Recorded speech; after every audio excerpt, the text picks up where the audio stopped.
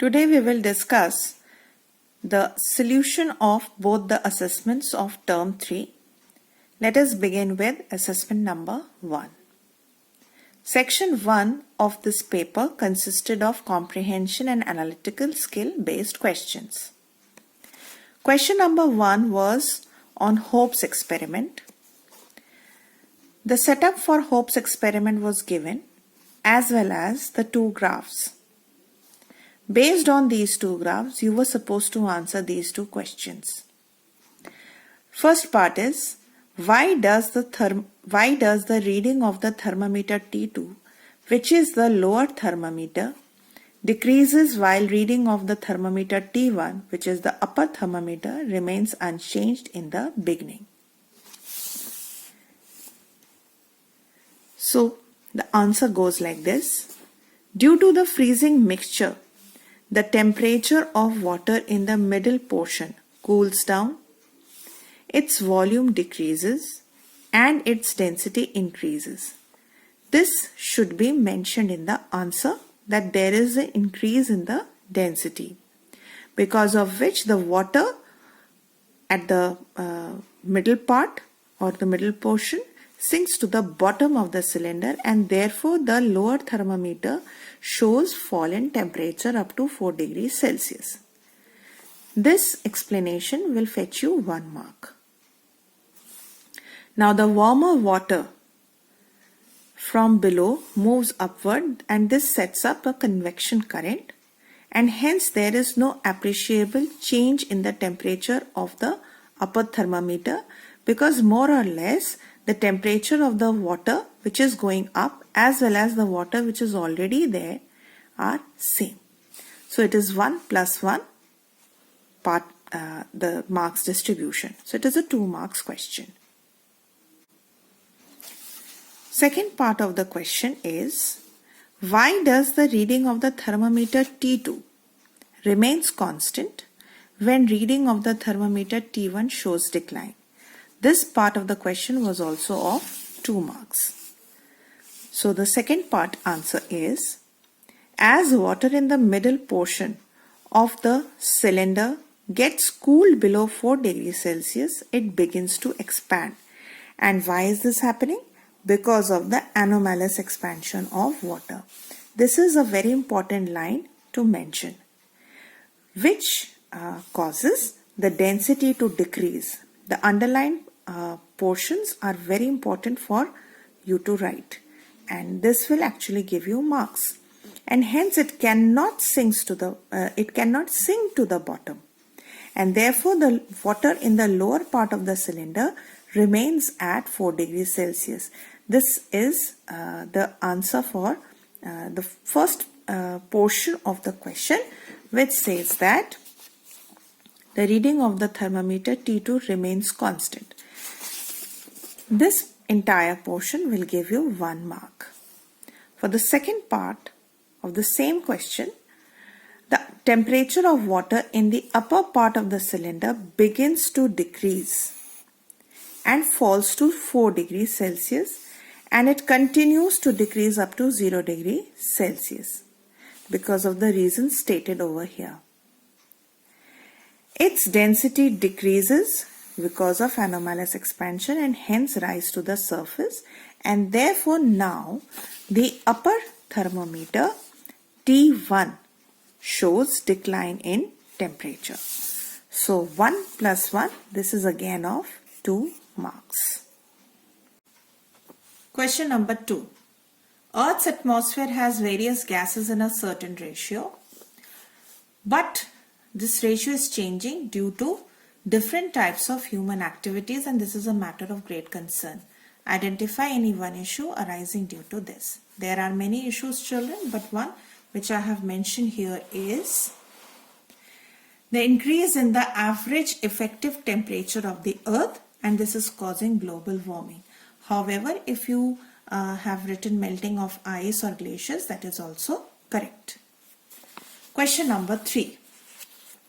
Question number 3 is a table with some values given, and you are supposed to draw conclusion about the nature of water from this data. So what do you observe here? That the volume of water is minimum at 4 degrees Celsius, and on both the sides, on increasing the temperature and on decreasing the temperature, the volume is more or increasing. Why? Because between 4 degrees Celsius to 0 degrees Celsius, water shows anomalous behavior. And this is your answer, children, for question number 3. That it shows that water contracts. The key word here will be water contracts and density decreases. When density decreases, volume will increase. On heating from 0 degrees Celsius to 4 degrees Celsius, and this is happening due to anomalous expansion of water. So these 2 points are to be mentioned to get 2 marks. Question number 4. It is a numerical. A car travels with uniform velocity of 25 meter per second for 5 seconds. Uniform velocity means there is no change in the velocity taking place. The brakes are then applied, that means after 5 seconds. And the car is uniformly retarded and comes to rest in further 10 seconds. Find the distance which the car travels before the brakes are applied. So when the brakes were not applied, the car was traveling with uniform velocity, and hence we'll simply use speed equals to distance upon time and show this multiplication, and we'll get the answer as 125 meter. It is of 1 mark. For the second part, you need to calculate the retardation. Why retardation is happening? Just because brakes are applied and car comes to rest in the further 10 seconds, which means that 25 meter per second is the initial velocity for the second part. Final velocity is 0 and time taken is 10 seconds. So using the first equation of motion, we can simply find the retardation, which will come out to be negative. So make sure that you have put the correct values here. Third part of the question. The distance traveled by the car after applying the brakes. So when the brakes were already applied, it stopped after a while, right? So distance traveled, S equals to ut plus half at square. We'll use the second equation of motion. We will put all the values here. Initial velocity 25, time taken was 10 seconds, acceleration minus 2.5, and on solving this one, we will get 125 meter. So each part was of 1 mark. Question number 5. Under what circumstances does the following hold good for a body? U equals to 0, V equals to 0, A is equal to 0. U means initial velocity, V is final velocity, and A is acceleration. So this is the answer. Each part is of 1 mark. When a body is initially at rest, then we always write U equals to 0. When the body stops after motion or is at the highest point, after the ball is thrown vertically upwards. So in that situation, V is always 0. And the third one, acceleration is 0 when the body is moving with constant velocity or with uniform velocity. So it's 1 plus 1 plus 1. Question number 6. Suppose you drop a coin and a feather in an evacuated jar. Which one will reach the bottom of the jar first and why? With respect to your answer in part 1, can you establish a relation of mass of the coin or feather with the acceleration due to gravity at that place? First part was of 2 marks. Both will reach the bottom at the same time. This portion will give you 1 mark. And the reason is because acceleration due to gravity acting on both will be same. So this is 1 plus 1, 2 marks. Second part. The acceleration due to gravity is independent of the mass of the body. It depends only on the mass of the planet. So this is of 1 mark. That was question number 6. Question number 7.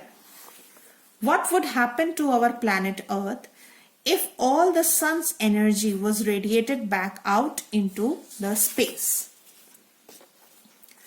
Our planet will become a cold planet and average temperature may drop to minus 18 degrees Celsius, which is much below the freezing temperature of water. So everything will be frozen and maybe our Earth will become an ice planet. So this is a 1 mark question. Question number 8. Ria wants to go to Shimla in December to celebrate New Year with her grandparents, but she fears that she might suffer from frostbite. What do you think is the reason for this? This is a 2 marks question. That means reason along with the explanation. The reason is anomalous expansion of water, and water is there in our cells. So what happens when temperature of the surrounding will fall below 4 degrees Celsius? The water in the cells will expand due to anomalous expansion of water. Water in the cells will expand because of this, which will cause frostbite.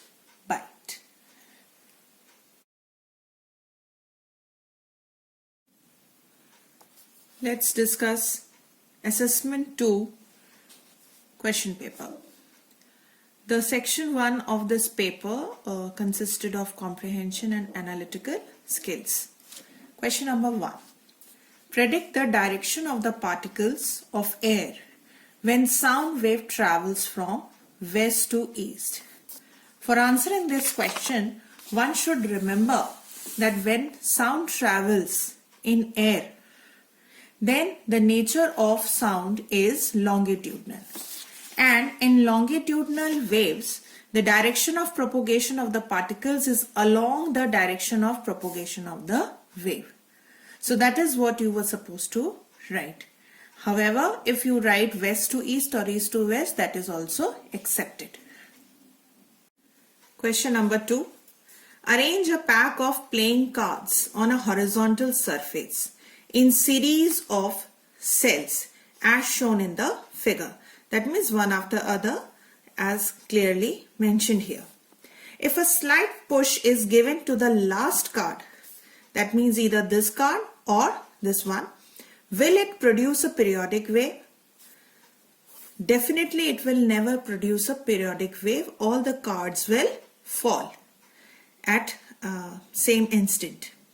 So this is not going to produce your periodic wave, and the answer is no. It will produce a pulse. However, you need not to write the second part of the statement, but if you write simply no, that is more than sufficient. Question number 3. The following graph shows variation of density with time. That means this is the graph for a longitudinal wave of sound wave. That means a sound wave which is longitudinal in nature, passing through the point at a particular instant. Find the time period and frequency of the wave. So as clearly mentioned here in the graph, the wave begins over here at the origin, and one wave is, the first wave ends here. The second wave starts and then it ends here. Now, in order to find out the time period, since the time is on the x-axis, so we may also consider, and we know very well, that distance between two compressions or distance between two rarefactions is also the length of a wave. So that is why we can consider these 2 points, these 2 peaks, compressions. Distance between them is how much? 0.003 minus 0.001, which is 0.002 seconds. So this will also give us the time period. Also, if you consider the rarefactions, so Distance between two rarefactions is also one wavelength. That means one complete wave. So 0.004 minus 0.002 also is going to give you time period as 0.002 seconds. Frequency and time period are reciprocal to each other, and on putting the value you get 500 Hertz. 1 mark for time period, 1 mark for frequency, provided you have written correct unit for both of them. Next is question number 4. Question number 4 is that the sound travels about 15 times faster in iron or steel than in air. Now this is the given part of the question. State one interesting consequence of very high speed of sound in iron or steel. So the very well known example is that a person living near a railway track often press their ear against track and find whether the train is coming or not. The reason is that the sound produced by the moving wheels of the train travel much faster. That means if you are writing this example, make sure that you have mentioned in your answer that the sound traveling through the track is faster than through the air. This is the key portion of the answer. Hence, sound is heard through the track much before it is heard through the air. This is one of the application which we find in our daily life. If you have written some other application which is found in the daily life, that will also be accepted. So this was a 2 marks question where it is very important that you convey or that you write a real life example for this question. Secondly, this statement sort of, if you are using any solid, you must write that sound travels faster in solids than in air. This is very important. And most importantly, you should give example only related to steel or iron because it was mentioned in the question. Question number 5. Pressure variations of a longitudinal wave traveling in air is represented here. Find out the regions of compression and rarefaction. This was of 1 mark. And differentiate between the two on the basis of density and pressure. So that means you were supposed to write 2 points for each of them, and this was carrying 2 marks. So clearly this is a longitudinal wave where the regions of compressions are A, C, E and G, while the regions of rarefactions are B, D and F. For getting 1 mark, you should mention all the points correctly. The second part of the question says that differentiate between compression and rarefaction on the basis of density and pressure. So children, in compression region, density is always higher than the regions of rarefaction, and therefore the region of high pressure is always compression and region of low pressure is always rarefaction. So it was 1 plus 1, 2 marks. This difference was of 2 marks. Question number 6. There is a table given here and there are 2 waves. Wave 1 and wave 2 both are longitudinal in nature and are propagating in a medium X. The values of the characteristics of waves are mentioned in this column for wave 1. You were asked to complete the table for wave 2 whose amplitude and frequency was given. The amplitude of wave 2 is 50 centimeter. This is the given part of the question, as well as frequency, which is of 1 Hertz. This is the another given part. Frequency and time period are reciprocal to each other. So reciprocal of frequency will be 1 second. So that is how you get the time period. For getting 1 mark, you should show the solution also, the steps also. Then only you will get 1 mark here. If you simply write 1 second without showing this step, you won't be getting any mark for this answer. Now, in order to find the wavelength, you should know speed, because speed is equal to frequency into wavelength. Since both of these waves are traveling in the same medium, therefore their speed will not be different, because speed depends upon density, temperature, humidity, direction of wind. These are some of the factors you were taught on which speed of a wave depends upon, and we are not changing any one of them. So that is why speed of wave 1 and wave 2 remains the same. This is carrying 1 mark, and here you should write the reason also that why you have mentioned 50 centimeter per second for wave 2, that there is no change in the medium, therefore speed remains same. Now therefore, for finding out the wavelength of the wave 2, you put the values here and find your answer. Either you write half meter, that is 0.5 meter, or you write 50 centimeter, both are correct. But then again you should show the steps of calculation. So there were 3 parts. So this one was carrying 3 marks. There was one more part of this question. Part 2. What can you do to produce a wave that moves with approximately 1/4 of the speed of wave 1?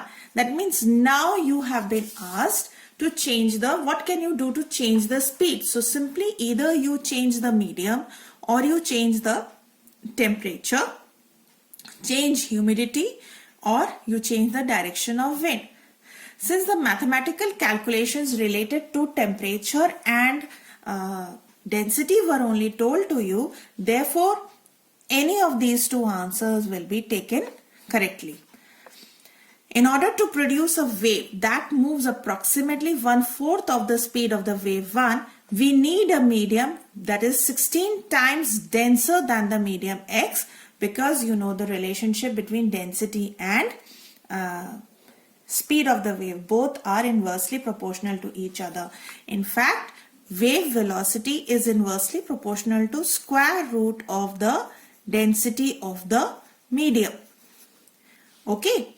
And secondly, the temperature of the medium should be reduced by 16 times. Why? Because both are directly proportional to each other in this manner.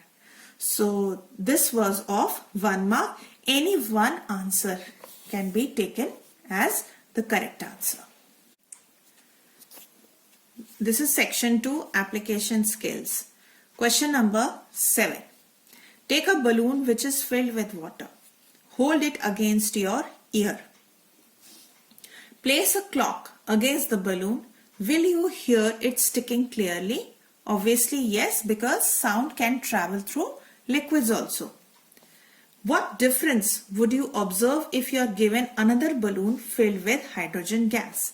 Now you all should know that sound travels faster in liquids than in gases, and hence the sound coming out of the balloon which is filled with liquid will reach you first than the second one. Question number 8. There was a statement given. In the transmission of sound through air, there is no actual movement of air from the sound producing body to our ear. The air layers vibrate only back and forth and transfers the sound energy from one layer to another till it reaches our ear. With reference to above passage, answer the given question. That means only the data or the information which is given to you in these 2 lines, you will actually use that information only in order to answer this question. That when we open the gas tap for a few seconds, the sound of escaping gas is heard first, but the smell of the gas comes later. Why? The sound of the gas travels through the vibrations of air layers. This is an important mention which is clearly understandable from the given statement. So it reaches first. But the smell of the gas reaches the person through the actual movement of the air layer, and therefore it takes more time. So these are the two important lines that you must mention in your answer in order to get 2 marks. And the last question. The sound of explosion on the surface of the lake is heard by a boatman 100 meters away and by a diver 100 meters below the point of explosion. That means the explosion is taking place on the surface as mentioned. Who would hear the sound first, the boatman or the diver? The answer would be diver definitely, because the sound is traveling faster the sound travels faster in liquids than in air. And this is the answer of the part 2. So this question is divided in 1 plus 1 in this way. So that is how you write the answer for question number 9.